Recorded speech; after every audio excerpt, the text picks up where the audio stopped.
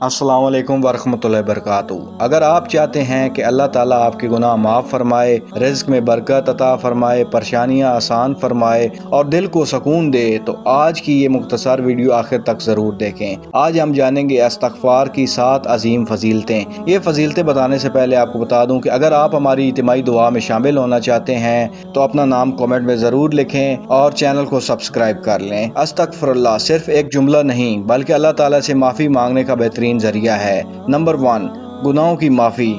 اللہ تعالیٰ توبہ اور استغفار کرنے والوں کو پسند فرماتا ہے اور ان کے گناہ معاف فرما دیتا ہے۔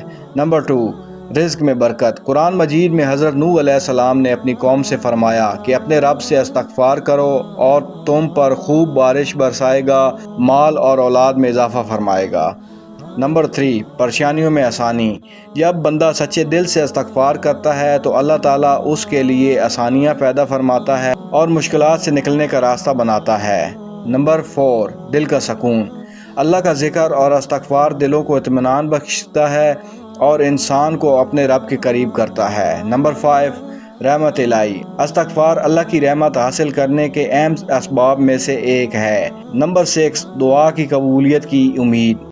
جو بندہ اپنے گناہ پر نادم ہو کر اللہ سے معافی مانگتا ہے وہ عاجزی کے ساتھ دعا بھی کرتا ہے اور یہی کیفیت دعا کی قبولیت کی امید بڑھاتی ہے۔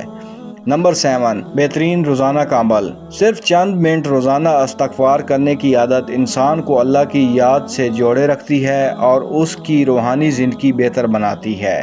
آج ہی سے نیت کریں کہ روزانہ کم از کم 100 مرتبہ استغفر اللہ پڑھیں اور اسے اپنی زندگی کا حصہ بنائیں۔ اللہ تعالیٰ ہم سب کی توبہ قبول فرمائے، ہمارے گناہوں کو معاف فرمائے اور ہمیں اپنی رحمت سے نوازے۔ آمین۔